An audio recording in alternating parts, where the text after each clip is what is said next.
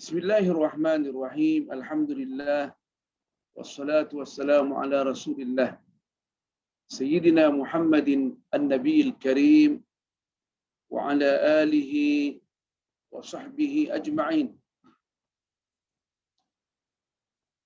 Amma ba'du fa inna asdaqal hadithi kitabullah. Wa khairal hadi hadi Muhammadin sallallahu alaihi wa alihi wasallam.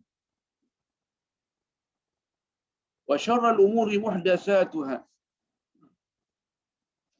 Wa kullu muhdatsatin bid'ah. Wa kullu bid'atin dhalalatun wa kullu dhalalatin fin-nar. Atau kama qala sallallahu alaihi wa alihi wasallam.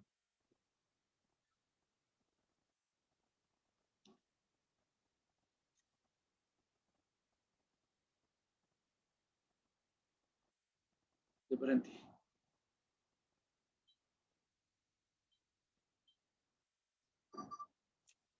Okey. Tuan-tuan, puan-puan yang berbahagia dimanapun kita berada. Assalamualaikum warahmatullahi ta'ala wabarakatuh. Segala puji bagi Allah Subhanahu wa ta'ala yang sudi mempertemukan kita kembali dalam kajian ilmu pengetahuan melalui kitab Ihya'i Ulumiddin Imam Abi Hamid Al-Ghazali, Hujjatul Islam wa Barakatil Anam.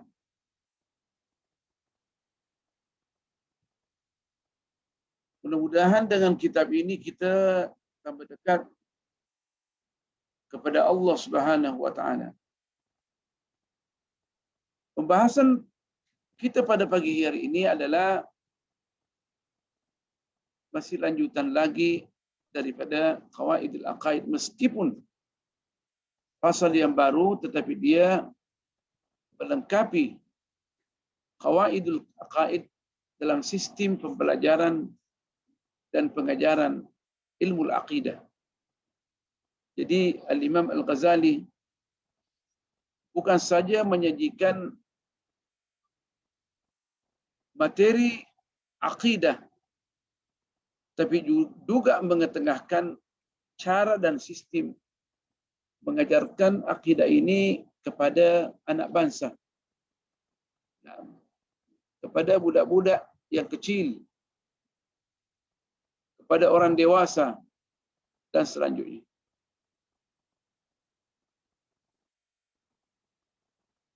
Qala al-Imam Abu Hamid Al-Ghazali في هذا الفصل في الفصل الثاني في وجه التدريج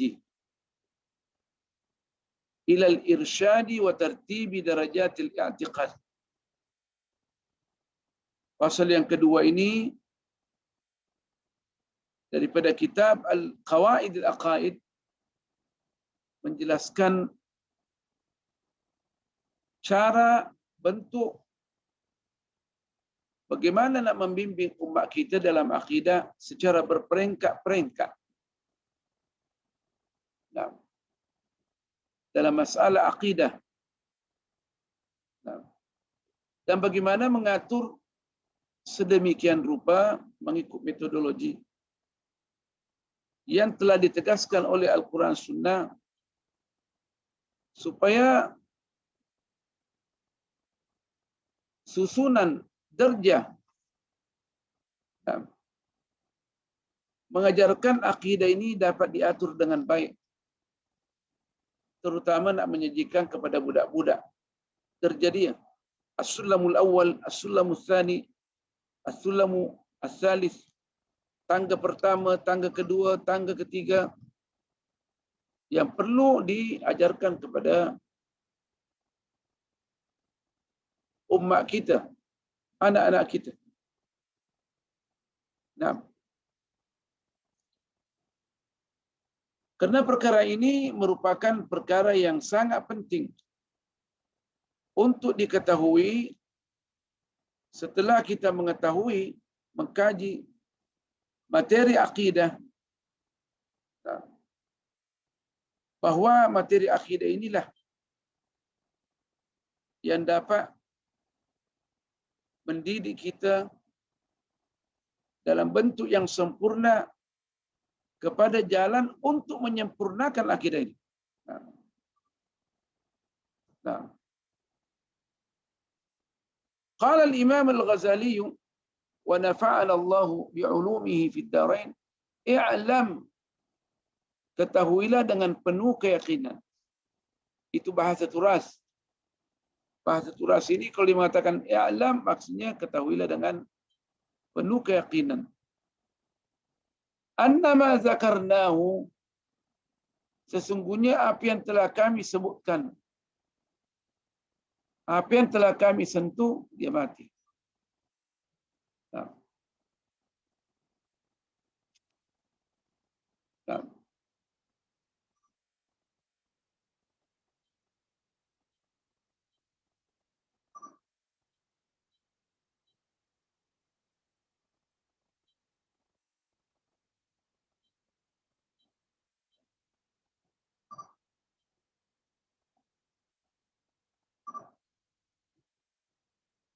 Hah? Ada apa tuh? Sistem dia.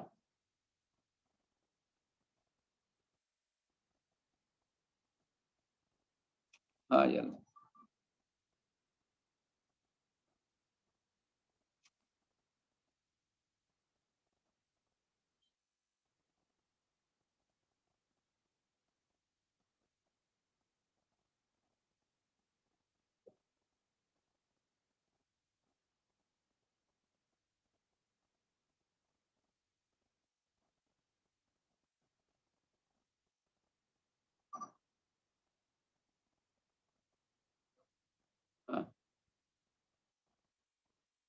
Apa? Selesai.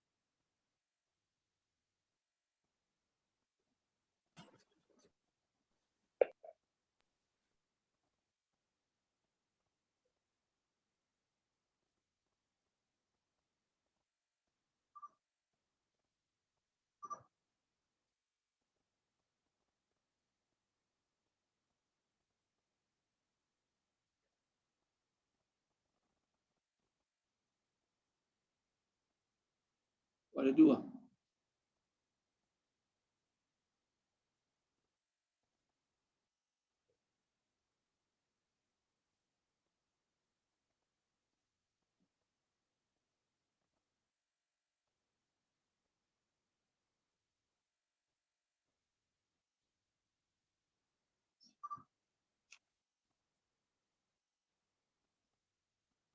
Maaf, ada gangguan teknik sedikit.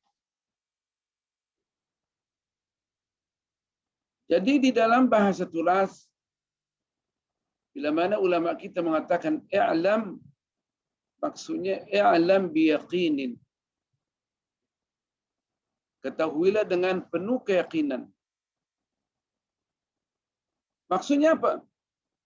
Maksudnya ulama kita waktu mengatakan i'lam, bukan macam orang muda mengatakan i'lam. Mereka telah mengadakan kajian secara menyeluruh yang dikatakan al-istiqra'. Mereka mengumpulkan data baik daripada Al-Quran dan As-Sunnah maupun dengan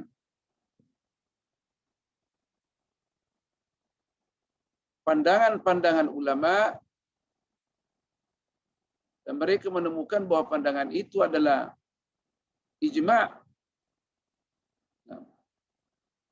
Dan dia pun meyakini, maka dia mengatakan i'lam, ketahuilah dengan penuh keyakinan, annama zakarnahu, sesungguhnya apa yang telah kami sentuh, Dzakarnahu maksudnya apa yang kami telah sebutkan, dia punya terjemahan. Maksudnya apa yang telah kami sentuh di dalam menerangkan fi tarjamati, di dalam menerangkan al-aqidati, masalah aqidah yang bagi semestinya ayyuqaddam ila as-sabiyyi fi awwali nushu'ihi, kita sajikan kepada budak-budak kecil. Nah, yang baru lagi menanjak membesar. Nah, terutama dalam sekolah rendah ibtidai, dalam awal perkembangan mereka diajarkan akidah ini secara global untuk dihafal agar dapat melekat di dalam hati dari kecil sampai besar. Sebila mana dihafal benda ini, maka dia nak menjadikan apa yang telah dipelajari daripada formula akidah dapat menjadi landasan penafsiran terhadap Al-Quran yang berkaitan dengan akidah dan As-Sunnah yang berkaitan dengan akidah. Nah, karena dia merupakan kaidah yang disepakati ulama Ahlus-Sunnah Jamaah yang diambil daripada Al-Quran dan As-Sunnah itu sendiri.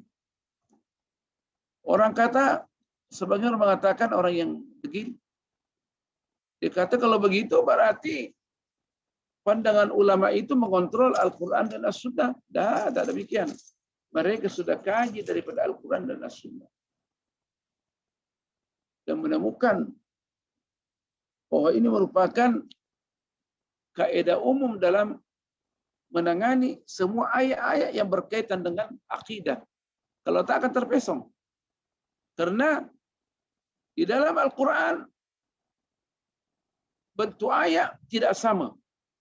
Ada yang muhkamat yang tak memerlukan penafsiran, ada mutasyabihat yang memerlukan ijtihad dan penafsiran daripada ulama pakar.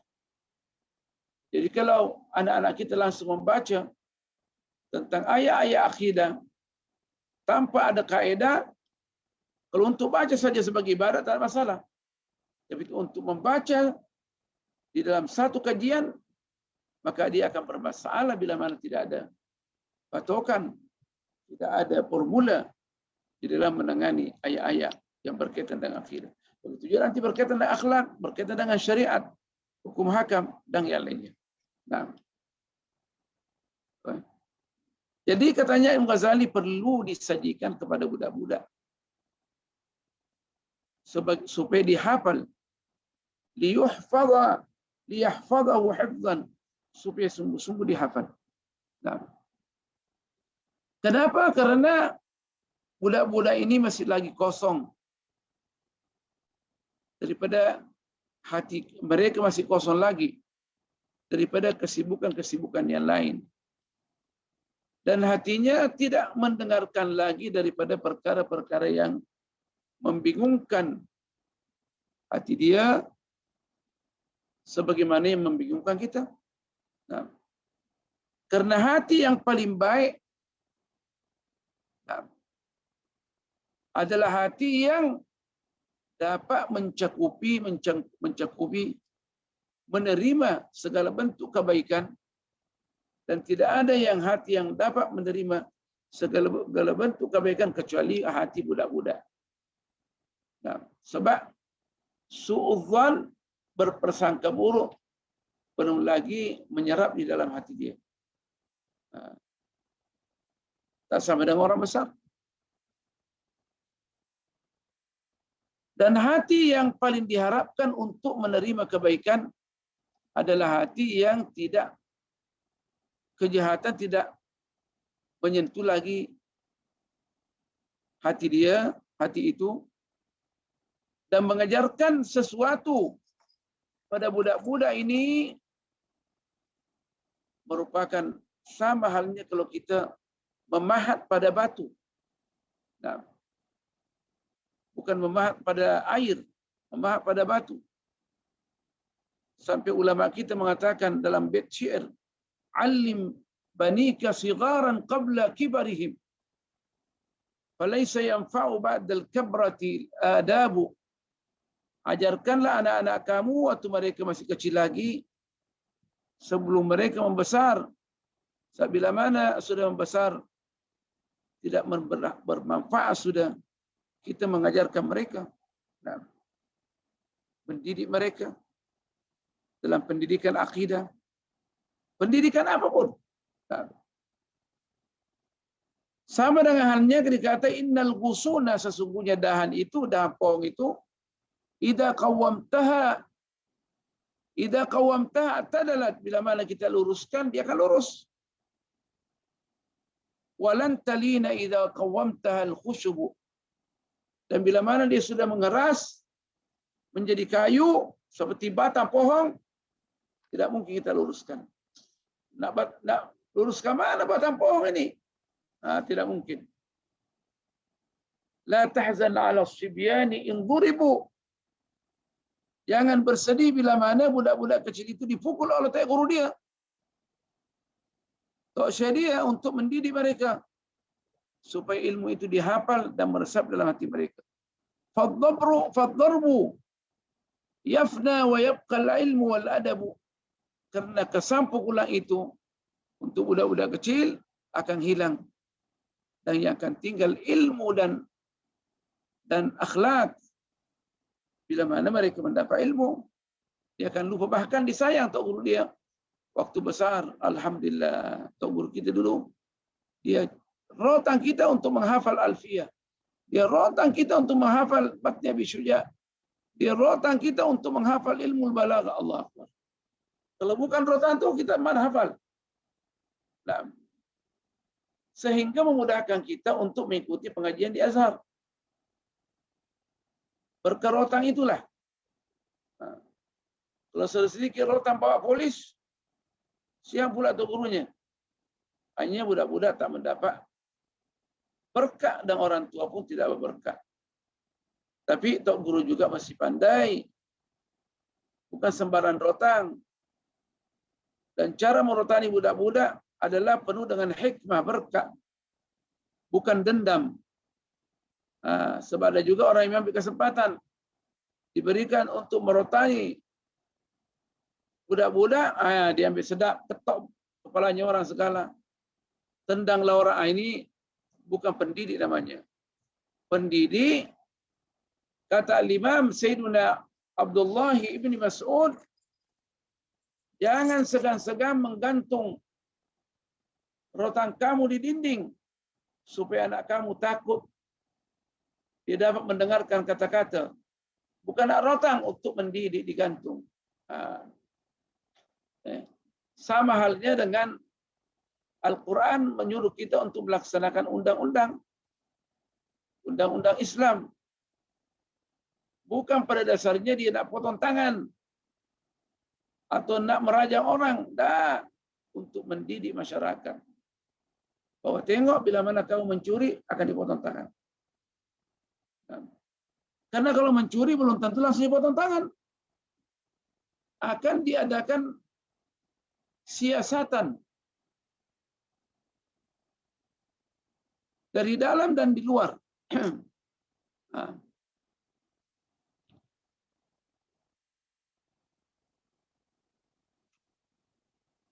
Akan diadakan siasatan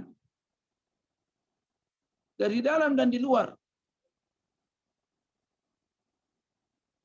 Ditengok kenapa dia mencuri. Kemungkinan ada unsur yang menekan dia untuk mencuri. Bukanlah curi sangat. Ataukah kemungkinan apa yang dicuri itu yang kita anggap mencuri, dia bukan mencuri. Dia kata dia ambil barang dia. Kenapa kamu mencuri? Saya tak mencuri. Itu barang saya diambil. Ataukah dia mengatakan bos saya tidak berikan gaji sepenuhnya.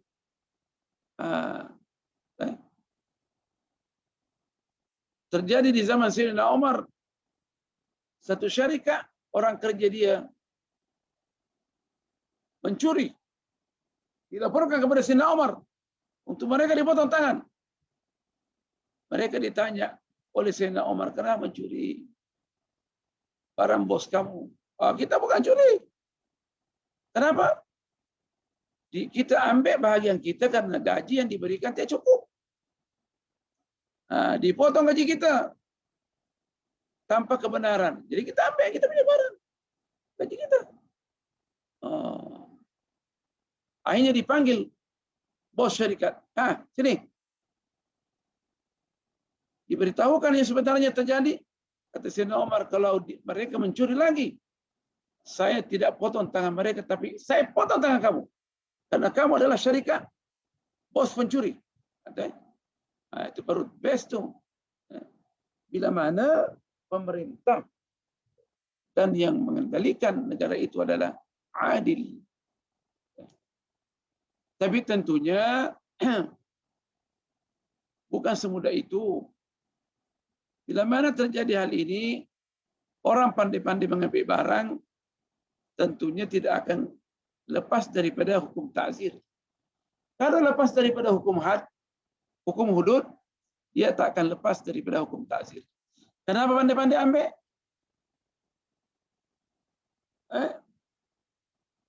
Dia kata, saya sudah banyak mengajukan permintaan supaya gaji saya dibayar dan allowance saya dibayar. Tapi ditangani, jadi saya ambil sendiri. Ya, kalau kerajaan itu bijak, dia akan menimbang masalah itu. Jadi perlu kebijakan di dalam menangani negara. Kalaulah ketua jurusan, itulah di dalam Islam, dalam sistem pemerintahan as-siyasah syar'iyyah, yang menangani masyarakat ini adalah orang alim, yang punya pengalaman yang luas. Bukan semata-mata alim yang menghafal matan. Nah, alim sungguh-sungguh. Bahkan di sebagian mazhab Syiah Zaidiyah yang dekat dengan Sunnah Jamaah, dia kata mesti dia alim mutlak, boleh istinbat hukum, punya pengalaman dalam mengatasi negara, baru boleh menjadi kepala negara. Sampai gitu. Itu dalam Islam. Saya hanya bercerita tentang syarat-syarat bagaimana pelantikan kepala negara di dalam Islam. Mau terima, alhamdulillah. Tak mau terima, ya terserah. Kita menerangkan keindahan Islam.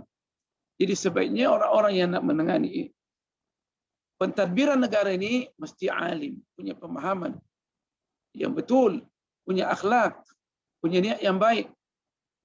Bukan setelah sampai kepada pemerintahan mengambil kesempatan untuk mengumpulkan harta dan menyimpang dan mengumpulkan sanak saudara dalam satu tempat. Bukan begitu. Jadi mesti pandai-pandai. Jadi bukan semudah itu. Jadi kalau kita mempelajari hal ini, akan membawa waktu kita besar boleh menangani masalah dengan baik. Jadi kalau kita memukul anak-anak kita di dalam sistem pendidikan, dan yang memukul itu adalah tok guru penuh dengan hikmah, biarkan saja. Sebab itu akan mengajar mereka untuk lebih giat menghafal dan mengkaji. Dan kesan pukulan itu akan hilang bila mana mereka sudah jadi alim. Kita pun juga dipukul dulu untuk menghafal Alfiya Malik. Ada satu tok syekh saya itu, dia suruh menghafal, dia tak pukul. Dimasukkan kepala kita, dibawa laci, dibawa meja ni. Berjam-jam. Kita bangun, kita jatuhlah. Putar-putar kita punya kepala kita. Tak ada masalah. Sekarang ni, kita doakan tok guru kita. Kita sayang. Kenapa? Karena mereka lah kita boleh membaca. Karena mereka lah kita boleh baca Al-Quran dengan baik. Kalau mereka lah kita boleh baca hadis dengan baik. Kalau tak, mana kita boleh ajarkan ni? Adalah berkat rawatan yang melekat di kulit kita, tembus daripada kulit tok guru kita yang penuh dengan berkat. Ada juga tok guru kita, dia bukan tok guru. Dia dendam kepada murid-murid. Dia punya tangan gini. Nak ketok orang aja. Nah, ini perlu diseret ke polis ni. Bukan tok guru, jadi dia ketok orang. Dia dendam. Itu lain. Itu semestinya tidak mendidik budak-budak dijauh. Jadi sekolah mesti juga pandai memilih tok guru yang baik. Bukan sembarang menarik tok guru. Bukan sembarang menarik ustaz untuk mengajar di tahfiz Quran atau madrasah. Sekedar untuk mengisi kekosongan. Bukan, salah tu. Salah besar. Mesti memilih tok guru yang mencintai ilmu, mencintai umat, bagaimana mendidik budak-budak untuk menjadi alim, bukan dendam. Mesti mereka menganggap budak-budak yang diajar itu adalah anak kandungnya sama dengan anak kandungnya sendiri. Sebab itulah yang membawa ilmu dia waktu dia tua dan akan mendoakan dia waktu dia tua, waktu dia sudah meninggal dunia. Itulah aset dia di dunia dan di akhirat. Qala al-Imam al-Ghazali. Nah. Setelah dia mengatakan liyahfadhahu. Nah. Hifdhan. Untuk apa? Supaya dia menghafal betul dengan baik. Nah. Kalau dia sudah hafal, dia takkan lupa. Thumma la yazalu yankashifu lahu ma'nahu fi kibarihi syai'an fa syai'an. Kemudian dia akan memahami sedikit demi sedikit apa yang telah dihafal. Waktu dia sudah membesar, sedikit demi sedikit. Terutama melalui apa yang dihadapi daripada rintangan kehidupan ini. Dia hidup bukan apa dia hafal dulu. Dia tengok, dia jadikan, maksudnya begini. Saya teringat kepada tok guru kita di Azhar, rektor Azhar dulu. Pada tahun 1992 dia berceramah, disampaikan kepada kita bahwa saya dulu hanya hafal aja. Namanya Profesor Dr. Thayyibun Najjar, alim besar. Dia bercakap depan Presiden Hosni Mubarak di dalam ulang tahun 1000 tahun Al-Azhar. Dia bilang, ya Hosni Mubarak, dengar. Azhar ini tanggung jawab di atas pundak kamu. Kamu akan ditanya oleh Allah Subhanahu wa Ta'ala. Tak salah lepas sebulan dikencet daripada dia punya jawatan dia sebagai rektor. Tapi dia bertanggungjawab. Dia tak peduli. Tetap dia melaksanakan dan menyampaikan dakwah Islamnya dengan baik. Ialah sekarang ni mesti kita juga penuh dengan hikmah. Saya kira tidak semua pembesar negara kita boleh samakan dengan Abu Bakar As-Siddiq, Sayyidina Abu Bakar, Sayyidina Umar, Utsman, Ali. Nah, mesti kita tahu cara memberikan nasihat kepada pembesar. Kalau Rasulullah sallallahu alaihi wasallam menasihati manusia bila mana di khalayak ramai tak sebutkan namanya, bagaimana kita dengan kepala negara yang punya kedudukan yang sensitif. Jadi ustaz-ustaz ni mesti pandai-pandai juga nak menegur. Bukan sembarangan. Ya kalau mampu untuk hidup di apa namanya, di pagar besi, di belakang pelajar besi, ya tak apa. Dia untuk menanggung risiko siapa? Tak apa. Kalau dia mampu menanggung risiko. Meskipun pandai sanggup menanggung risiko, tetapi menurut saya kita mesti melalui bil hikmati wal mau'izatil hasan. Kalau lah sini nak Kalau Allah menyuruh Sayyidina Musa dan Harun menyampaikan dakwah Allah kepada Fir'aun dengan penuh hikmah. Dan waktu itu Sayyidina Musa ditahu dia sudah dilantik sebagai rasul.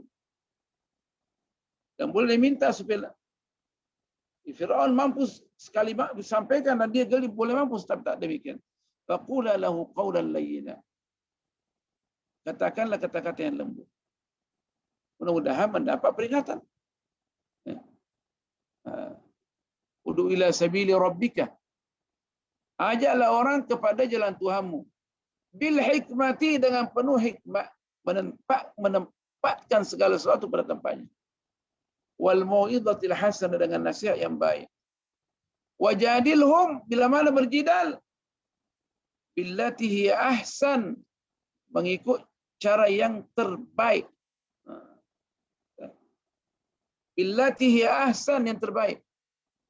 Jadi bukan berteriak-teriak di mimbar atau di forum atau di YouTube meneriaki orang-orang yang mempunyai kedudukan yang sensitif. Setiap orang ini punya ego. Dia akan menggunakan ego dia, dan kita seakan-akan mencabar kedudukan dia. Jadi hati-hati di jalan raya. Bukan semudah itu. Kita akan kembali menengok sistem pengajaran yang terbaik atau sistem tarbiyah yang terbaik waktu Al-Imam Ghazali mengatakan liyahfadhahu hifdhan, supaya dia menghafal formula ini dengan tepat. Hifdhan, hafal dulu. Maksudnya liyahfadhu hifdhan, biar anak-anak kita menghafal formula ini tanpa diberikan penerangan yang luas. Cukup secara umum saja. Kita tahu. Jangan analisis dulu dia punya kata-kata. Makanya kita di sini punya program untuk budak-budak kita hari Sabtu, hari Ahad membaca Sahih Bukhari. Baca saja dulu. Dan berikan pemahaman secara ringkas. Hari Senin, hari ini insyaAllah kita baca Sahih Muslim. Baca saja. Dan arti secara umum. Biar mereka nanti memahami setelah menyelusuri kehidupan. Dan mendapat rintangan, dia boleh tangani rintangan itu dengan apa yang mereka telah baca dan hafal.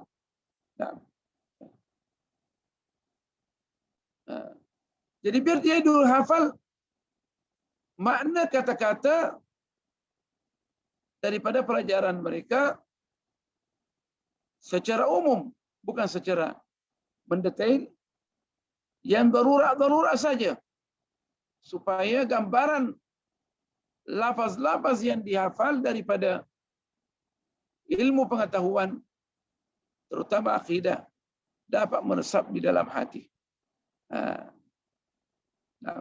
Kemudian nanti setelah membesar, akan mereka pahami sedikit demi sedikit. Allah akan berikan pemahaman kepada manusia mengikut apa yang mereka telusuri di dalam kehidupan. Sedikit demi sedikit. Jadi kata Imam Ghazali, fabtida'uhu, jadi adalah permulaannya mestilah melalui al-hifdhu, adalah hafal dulu. Thumma al-fahmu, kemudian pemahaman. Setelah membesar, diajarkan, terutama di universiti, ke Azhar, ke Madinah, ke mana? Ke Maroko. Thumma al-fahmu, kemudian pemahaman. Analisis secara mendalam. Bukan langsung dianalisis. Kalau langsung dianalisis, budak-budak tak paham. Akan jemu dengan apa yang kita ajarkan. Dan perkara ini tidak ada yang mengingkari. Itulah as-salafus salih, cara yang dilalui dalam mengajarkan ilmu pengetahuan. Setelah mereka pahami, dia pakai summa kemudian. Jadi dia mempunyai proses dan waktu. Waktu yang tertentu untuk dihafal, waktu tertentu untuk dipahami. Hafal dulu licing. Liyahfadhu hifdhan. Begitu juga Al-Quran. Begitu juga hadis. Dihafal dulu dengan mantap. Setelah itu masuk dalam sistem pemahaman. Setelah yakin bahwa budak-budak sudah hafal. Summal fahmu, kemudian pemahaman. Setelah paham, summal i'tiqad wal iqan wat tasdiq bihi. Kemudian dia meyakini, beriktikad terhadap apa yang dihafal, dipahami, dan meyakini dan membenarkan bihi. Sama artinya itu. I'tiqad wal iqan wat tasdiq bihi. Nah, dan itulah wadzalika mimma yahsulu fi sabi bighairi burhanin, dan itulah pada adanya yang terjadi pada budak-budak kecil tanpa kita menekankan mereka untuk memahami secara argumentasi, apalagi melalui sistem pengajaran mantik. Lagi mereka kalau bila digunakan sistem pemahaman itu, mereka akan lari. Apa nih Tok Guru ajar kita nih? Ajar salah ke? Kita pula yang salah. Jadi kita mesti khatibun nasa ala qadri uqulihim. Bercakaplah dengan manusia mengikut kadar pemikiran, pemahaman masing-masing daripada mereka. Nah. Qala al-Imam al-Ghazali fa min fadlillah subhanahu ala qalbi al-insani an syarahahu fi awwal nushu'ihi lil-imani min ghairi hajatin ila hujjatin wa burhanin. Dan di antara karunia Allah Subhanahu wa taala terhadap hati manusia, adanya Allah melapangkan hati manusia ini pada awal dia membesar untuk beriman kepada Allah tanpa perlu hujjah argumentasi, tanpa perlu dalil, tanpa perlu argumentasi. Kita sampaikan, mereka akan hafal dan mereka akan percaya. Nah, jadi dulu hanya disampaikan orang tua kita. Beberapa akidah kemungkinan ada beberapa masalah tak betul. Tapi kita sudah hafal dan setelah belajar kita tahu, oh, ini betul, ini tak betul. Dan kita kembangkan. Dan apa yang tidak betul itu jangan kita ulang balik kepada murid-murid kita. Nah, dan itulah kita melihat perlunya pada setiap sekolah ini nak mengajarkan ilmu akidah atau ilmu apa saja. Tahu Tok Guru akan yang diambil dan mengajar anak-anak kita bukan semata-mata sijil. Ini merosakkan nih banyak. Kolong-kolong punya sijil tinggi, itu lega. Tak demikian. Inilah sekarang ini universiti kita banyak yang rosak. Karena bergantung kepada sijil. Terutama yang belajar pengajian Islam di Barat. Yang mempunyai kebanyakan daripada mereka mempunyai sistem pemikiran liberal. Sekular. Mereka datang mengajar, kembali mengajar kepada budak-budak kita. Dan disekularkan budak-budak kita. Beberapa negara jiran yang sudah terjadi, terbukti. Budak-budak jadi liberal. Dan menjadi sekular pemahaman mereka. Kenapa? Karena Tok Gurunya sekular. Pakai topi. Tetapi pemikirannya adalah sekular. Bajunya sama dengan baju kita. Tapi pemikirannya adalah bukan Islam. Hati-hati. Ini sekarang yang merajalela. Sistem pemikiran liberal dan sekular di dalam pengajian Islam.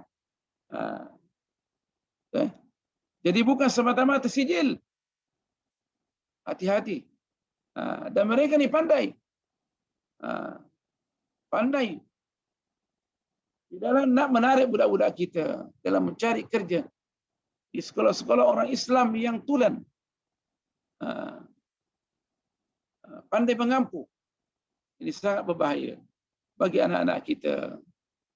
Nah, mereka masuk di pondok untuk mengajar, merosakkan pemikiran anak kita, terutama merosakkan akidah anak-anak kita. Hati-hati. Jadi kita kembali bahwa anak-anak kita daripada kecil ini dia akan menghafal sahaja, tanpa perlu dalil, tanpa perlu argumentasi. Dan itu tidak diingkari. Qala al-Imam al-Ghazali, wa kaifa yunkaru dzalika? Bagaimana benda itu boleh ditolak, diingkari, dibantah? Bahwa budak-budak dari kecil boleh menerima saja.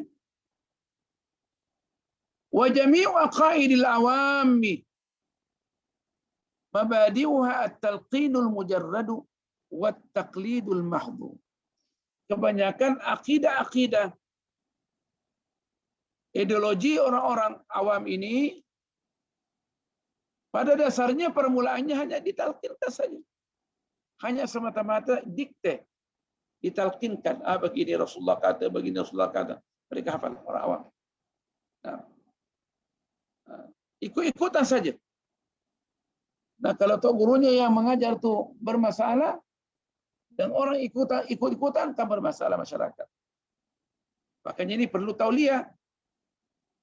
Jadi kita juga perlu mengakui bila mana satu badan institusi itu menekankan tauliah yang agak susah sedikit karena terjadi sebagian orang mengajar adalah tidak memenuhi syarat. Tapi jangan tauliah itu dipolitikan. Sampai orang ahli pun yang memenuhi syarat dijauhkan daripada jawatan untuk membimbing umat. Ini adalah dosa besar. Makanya juga perlu di dalam sistem penyerahan tauliah ini yang duduk di sana yang nak bertemu duga adalah orang alim juga. Bukan action. Itu tanggung jawab di sisi Allah Subhanahu wa ta'ala. Yang memilih mesti pakar, punya pengalaman, sayang kepada umat. Yang dipilih, yang hendak dipilih juga mesti berkepakaran. Tapi kalau dia yang nak memilih orang-orang yang memilih yang diberikan tauliah adalah tak pandai, nah bagaimana nak pandai menilai? Nak memilih. Tentu akan memilih yang sesuai dengan nafsu dia. Ini sangat berbahaya. Nah, sangat berbahaya. Nah, jadi kita kembali bahwa orang awam ini pertama hanya menghafal. Orang awam sendiri menghafal. Nah, ditalqinkan akidahnya mereka. Ada bungkus sudah alim itu lain masalah. Naam, kata Imam Ghazali, naam. Yakunul i'tiqadul hasilu bimujarrad at-taqlidi ghaira khalin an-naw' min ad-dha'f fil ibtida'i. Akidah yang kita sudah perolehi dengan jalan ikut-ikutan, tentunya tidak akan luput daripada sebarang kelemahan pada permulaannya. Tetapi benda itu akan ditangani setelah mereka belajar kelanjutan. Ala ma'nan annahu yaqbalul izalata binaqidhi law ulqiya ilaihi. Karena kalau seandainya dia sudah membesar, dia memperolehi, mengetahui yang lebih benar, lebih bagus, lebih benar, maka dia akan menghapuskan apa-apa yang telah dihafal yang tidak betul. Contohnya saya dulu ada seorang guru saya itu mengajarkan kepada saya. Dia bilang, "Ya Sayyid Abdul Hamid, engkau tahu enggak?" Ditanya saya. "Apa tahu guru?" Dia Ahlus Sunnah. Tapi dia memahami pemikiran-pemikiran yang tidak betul. Sebagian pemahaman yang tidak betul. Sebagian. Tapi tidak merusakkan akidah dia. Ditanya saya, "Anda tahu enggak Imam Ali? Kuburannya di mana?" Saya tak tahu, tahu. Oh. Sewaktu dia ditusuk dari belakang, besi yang bercabang dua, maka tanah mengatakan, "Hah, mati kamu ya Ali. Aku akan cekik kau. Imam Ali jawab, kalau kau mampu. Setelah itu, dia menjauh daripada tanah, menuju ke langit. Akhirnya kuburannya di langit. Ini tak ada data ilmiah yang betul. Ini benda ini kita tolak setelah kita pandai, setelah belajar. Kita tolak.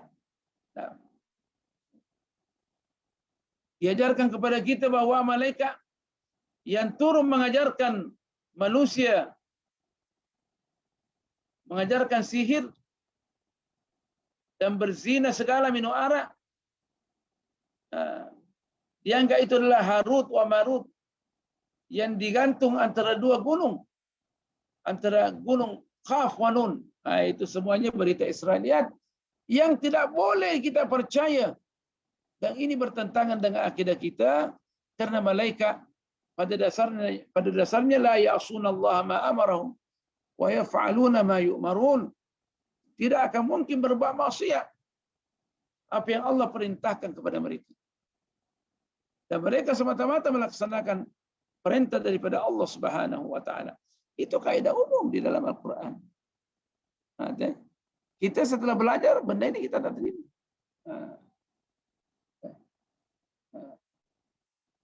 Ada banyak perkara. Tapi benda ini kalau kita temu, inilah maksudnya Al-Ghazali ala ma'na annahu yaqbalul izalata bi naqidihi.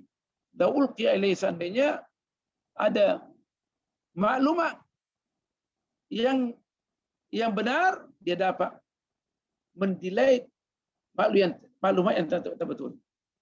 Nah, ini juga menunjukkan bahwa kadang sekolah ini dia hanya berpatokan pada sijil saja. Artinya orang yang nak bertemudukan ini, dia bila mana berkaitan dengan keluarganya, janganlah dia yang mengadakan temuduga. So dia akan ambil, dia akan lemah dalam hal itu. Dia akan lemah. Ini sangat berbahaya. Berbahaya bagi anak-anak kita. Berbahaya bagi anak-anak kita. Wala budda min taqribihi, min taqwiyatihi wa isbatihi fi nafsi as-sabi wal 'ammi hatta yatarassakha wa la yatazalzala. Mesti akidah yang kita ajarkan kepada anak-anak kita dan kepada orang awam, kita mesti kuatkan. Kokohkan pada jiwa mereka supaya meresap di dalam jiwa mereka.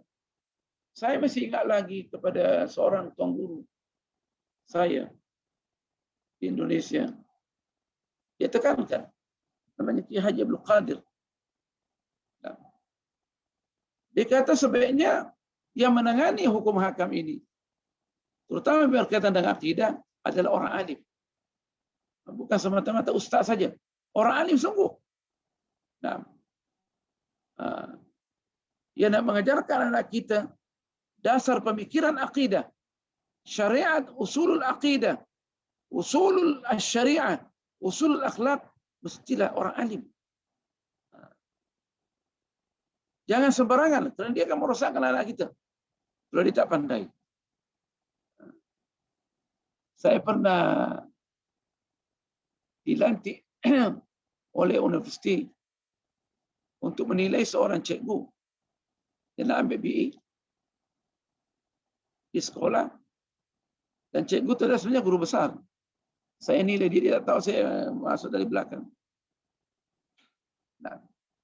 Jadi tanya budak-budak dia, dia tak tengok saya di belakang, bikin laporan. Dia tanya budak dia, budak-budak, tahukah kamu hukum sembahyang mayit jenazah? Hukumnya apa? Budak-budak ada yang pandai sikit. Fardu kifayah cikgu. Salah. Kenapa? Sebab dia sudah mati. Kalau sudah mati, mana ada fardu kifayah? Jadi apa cikgu? Tak ada hukum katanya. Kata budak-budak tu, ini cikgu, yang tulis buku itu adalah menteri. Seribu agama. Ini cikgu ni mana? Dibaca. Kemudian dia menoleh ke belakang, dia tengok aja saya. Puncak dia. Oh, berarti ini ilmu baru. Ilmu baru bagi saya. Lepas mengajar, dia datang sama saya. Doktor, saya wallahi tak tidur semalam. Kenapa? Saya buka Bukhari, Muslim, nak tahu hukum ni. Saya bilang itu tak perlu di Bukhari, ada di buku tu. Buku fikih yang paling kecil ada. Kifatul Akhyar ada. Padahal kalau dia rujuk kitab yang hendak diajarkan dengan baik, cukup sebab kita tu cukup menerangkan hukum-hukum sembahyang, hukum-hukum fardu ain, hukum-hukum fardu kifayah, dan yang sunnah ada di buku itu. Jadi sebelum mengajarkan, bacalah dengan baik. Bacalah dengan baik supaya tidak menyesatkan budak-budak. Nah, budak-budak lain pandai buat. Cikgu yang baru ini ada. Dia pula yang diajar oleh murid-murid. Jadi tok guru dan ustaz, cikgu yang terhormat punya wibawa, dia mesti sebelum mengajar mesti murajaah. Buka buku lain. Kalau tidak, lebih ambil cuti pada hari itu. Sebab kamu merosakkan budak-budak, ambil cuti. Saya banyak mendengarkan di guru. Ada seorang guru alim di Azhar. Katanya, saya kalau tidak siap waktu saya jadi guru. Setelah dia jadi rektor, saya tak mengajar. Saya tak masuk kelas, ambil cuti. Saya akan merosakkan budak-budak. Masya Allah. Iyalah. Gantikan cuti itu, gantikan. Itu orang alim tu. Saya tak siap, saya tak mengajar. Dia kata. Jadi tok guru mesti. Ihya ini tak tahu berapa kali saya sudah baca. Terutama Pak Ani, berapa kali saya ajar. Setiap saya ngajar, saya murajaah balik. Kemungkinan ada benda baru dulu kita tak pahami, baru sekarang kita pahami. Itu sangat penting di dalam sistem pengajaran, apalagi berkaitan dengan akidah. Masuk muda itu.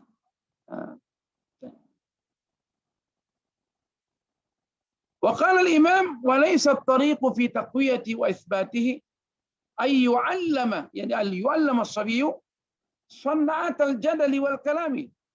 Bukan sistem dan bukan manhaj dan bukan cara di dalam mengkokohkan dan menguatkan akidah ini,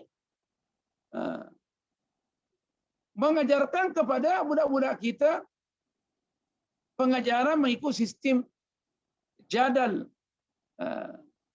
Apa itu jadal? Berdiskusi, berjadal, berdebat. Untuk budak-budak kita bukan cara itu. Mengikut ilmu kalam, mengikut sistem filsafat, tetapi mengikut cara ulama kita as-salafus salih. Seperti Al-Imam Al-Ghazali. Nah, as-salafus salih bukan as-salafiyah, as-salafus salih. Ini banyak orang salah paham. As-salafus salih ulama kita yang diwarisi ilmu ini dengan bersanad. Dan ini penting, kita akan jelaskan dengan mendetail pada pelajaran yang akan datang. Walaysa at-tariqu fi taqwiyatihi. Bukan jalan cara di dalam memperkukuh, memperkasa akidah itu, adanya mengajarkan akidah dalam cara sistem jadal. Itu yang dapat disampaikan. Mudah-mudahan kita diberikan berkah oleh Allah Subhanahu wa taala. Kalau ada pertanyaan, bagaimana ada orang bertanya? Ada tak?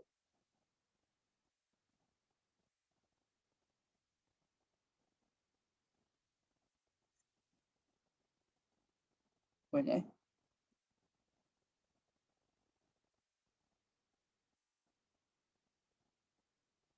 Oh, tak dengar eh?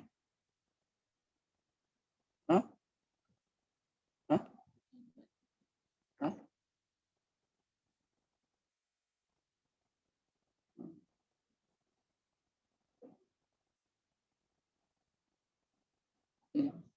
Atau siapa nih? Ya, Pak. Rasanya tidak salah buat ijazah lanjutan di bidang.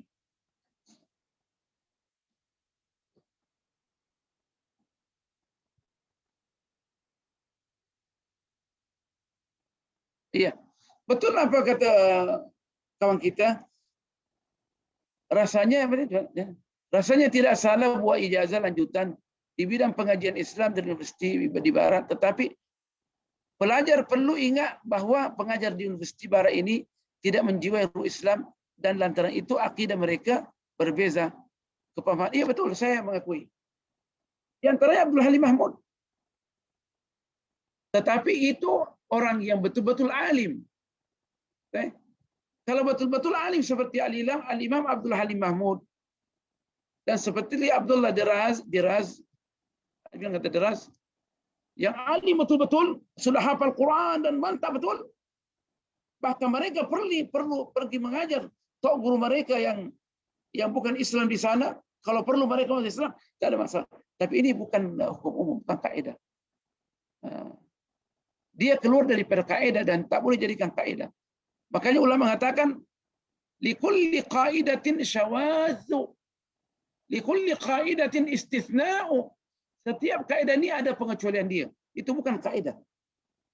Karena kebanyakan yang datang ke barat meskipun dia alim, banyak yang kembali membawa pemikiran liberal dan sekuler dan merosakkan umat.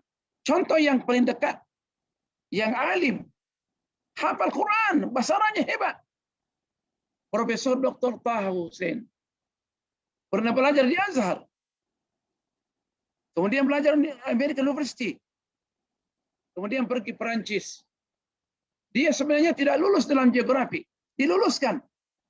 Karena pemerintahan Perancis mengatakan, kita berikan saja sijil PhD. Supaya dia menjadi rasul bagi kita untuk merosakkan sistem pendidikan di Mesir. Betul. Dan dikawinkan dengan orang Perancis. Pada di Mesir, dia robah sistem pendidikan di Mesir. Semua ayat-ayat Quran dan hadis yang ada di buku-buku pelajaran di sekolah rendah, sekolah menengah, dihapuskan belaka. Dan dia mengatakan, waktu dia sampai di Mesir, waktu dilantik jadi menteri pendidikan di Mesir, di zaman Jamal Abdul Nasser, dia kata kepada ulama, dia berceramah di depan Azhar, orang Azhar, bahwa bukan semua apa yang di Al-Quran benar. Tidak semuanya di dalam Al-Quran benar. Ada Al-Quran juga memerlukan pentasihan. Oh, ulama Azhar ribut dan mengadakan musyawarah bahwa Taha Hussein keluar dari Islam, murtad. Dan apa yang dikatakan itu mesti kita ajukan balik kepada Azhar. Maksudnya cabut sijil dia yang dulu diambil dari Azhar. Okay. Banyak Subhi Mansur, banyak yang itu dari Azhar yang sudah hafal Quran, hafal hadis, hafal matan dari kecil, pergi belajar ke Barat. Mereka terpengaruh di sana. Jadi boleh, tak ada masalah. Tapi mesti betul yakin alim. Tapi ini jarang. Orang alim sendiri yang boleh diseret untuk menjadi liberal dan sekuler dan sangat berbahaya. Nah, ini kita tengok beberapa. Saya sendiri banyak dijebak orang liberal. Nah, dijebak. Sudah disingkirkan dari tempat saya. Tak ada masalah. Yang penting kita sudah berjuang. Ingat bahwa universiti Anda untuk menangani orang seperti saya ini akan bermasalah. Tidak ada masalah. Itu kecuaian kita. Karena dulu kita lalai daripada benda ini. Mereka kerja keras dari dulu untuk merosakkan universitas Islam. Kita nak pertahankan universitas kita. Mereka bekerja keras dan mereka berhasil sekarang ini untuk memetik buah, menyesatkan anak-anak kita. Banyak kan? Beberapa negara jiran tidak dipercaya sudah dia punya universitas Islam, meskipun di sana ada yang berjenggot dan berserban. Nah, dia tak punya power. Yang punya power yang mempunyai sijil yang daripada Barat dalam sistem pendidikan Islam yang boleh menyesatkan manusia. Jadi boleh, tapi itu jarang yang terjadi, jarang yang berhasil. Dan hukum yang pengecualian ini bukan kaidah. Kita mesti berhati-hati. Bukan kaidah. Untuk apa? Mencari ilmu pada orang yang tak punya ilmu. Nah, faqidu syai' la yu'ti. Orang yang tak punya apa-apa tak boleh memberi. Pengkaji-pengkaji barat tidak pasal Islam. Pastor-pastor yang mengajar di negara barat bukan Islam. Bagaimana nak memberikan pemahaman yang betul? Bagaimana? Apalagi anak-anak kita yang keluar ke sana setengah-tengah dia punya ilmu, dia sini akan ditarik. Kalaulah orang yang hebat itu dia boleh boleh ditarik, bagaimana dengan dengan orang yang setengah-tengah, adalah yang lain. Jadi bukan hukum umum. Dan kita masih mengatakan lebih baik cari universiti yang Islam yang tulen, meskipun sederhana. Kita melihat universiti Daud Patani sangat sederhana di alam, tapi saya rasa jauh lebih hebat daripada banyak yang universiti yang dianggap resmi. Kenapa? Karena ilmu yang dikejarkan adalah ilmu tulen.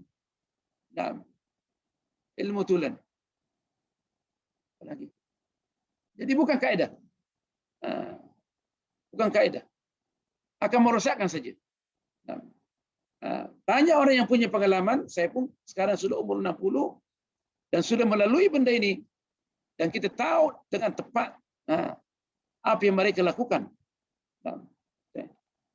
Dan kita tahu dengan tepat apa yang mereka lakukan.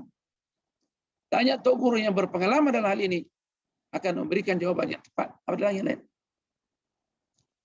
Ada dah. Subhanakallah bihamdik. Nasyhadu an la ilaha illallah. Nasyhadu an la ilaha illa anta nastaghfiruka wa natubu ilaik.